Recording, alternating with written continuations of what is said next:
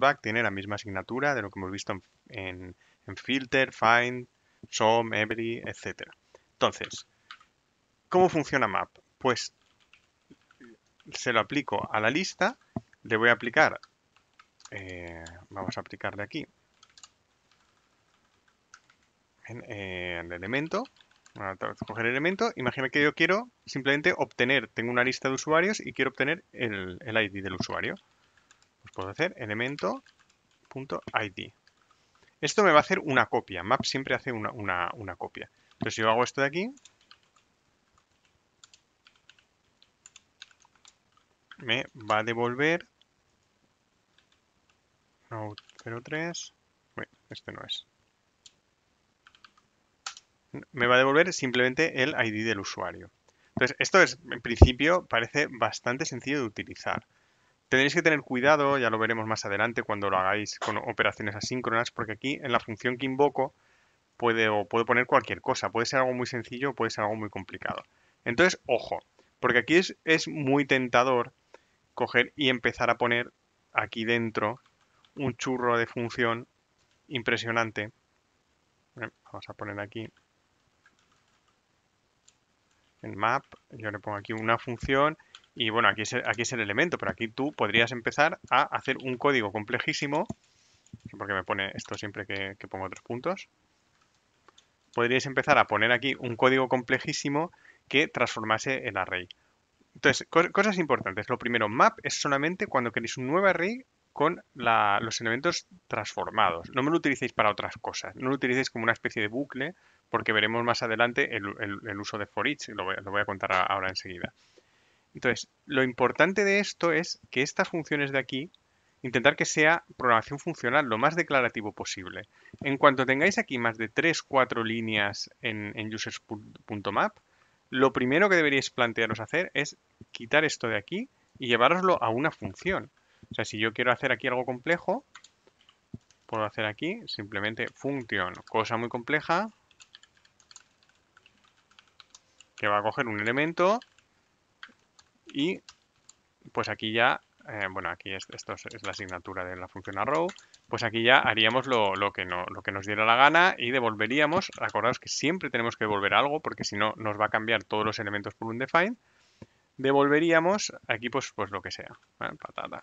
Y aquí en users.map lo que le voy a poner es cosa muy compleja, el nombre de la función. Entonces, no empecéis aquí a hacer un poquito el guarro y a poner aquí dentro del map a abrir unas llaves y poner aquí un churro muy largo, porque eso no es una buena práctica, cuesta mucho más de entender. Lo que estamos intentando siempre es que nuestro código sea lo más legible posible. Si vosotros aquí le dais un nombre adecuado, pues lo estáis haciendo mucho más legible que antes. Entonces, importante, map nos sirve para transformar el array. Hay otra función que ya habéis utilizado muchos de vosotros, que es for each. For each es también programación funcional porque admite una función como parámetro. Y lo que nos va a permitir es hacer un recorrido, hacer un bucle sobre los elementos de ese array sin necesidad de poner un índice. Es una especie de for of. O sea, yo puedo poner aquí user.forEach. Entonces, for each siempre va a devolver un define. No podemos utilizar el valor resultado de for each. Y lo podemos pasar un elemento y aquí pues podemos hacer cualquier cosa. Fijaos que yo ahora no estoy devolviendo, yo ahora aquí estoy realizando acciones. Es una especie de bucle. Aquí puedo hacer console.log elemento y fijaos que yo aquí, si pongo índice, elemento, índice, y ejecuto esto, ¿vale? Fijaos que me está poniendo el elemento y me está poniendo el índice a continuación. Esto me lo está haciendo también. Entonces, for each, ojo, esto es bastante sencillo, eso se utiliza muchísimo. Intentad también hacerlo utilizando técnicas más semánticas. For each, por ejemplo, puedes hacer users for each, añadir a lista, yo qué sé, para notificaciones. ¿Ven? Users for each, añadir a lista notificaciones. Esto sí que sería un buen uso de for each porque te ahorra definir una variable i para el bucle, te utiliza el for of, que es añadir variables que no sirven para nada. Entonces, ojo, lo mismo que he comentado antes, no me abráis aquí una función y me metáis aquí un churro impresionante que a saber lo que hacéis. Eso no es la idea, no es una buena práctica a la hora de utilizar for each. Y una cosa que no tenéis que tenéis que tener en cuenta es que for each, los elementos sobre los que itera for each son los elementos que había en el momento que se invoca. Porque nosotros es un bucle, podemos modificar dentro de for each en la matriz. Entonces, por ejemplo, en vez de users, vamos a coger aquí otra cosa que sea más sencillita. Data, vamos a poner 0, 1,2. Entonces, yo puedo hacer data for each. Aquí vamos a coger el elemento.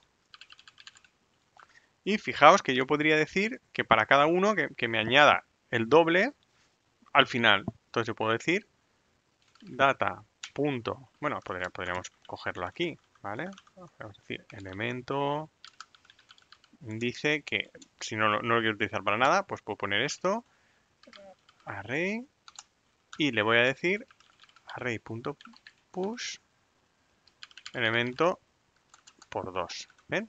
Entonces fijaos que esto estoy modificando el array dentro del for each. Esto es algo que ya en principio no deberíais de hacerlo porque ya están jugando con fuego.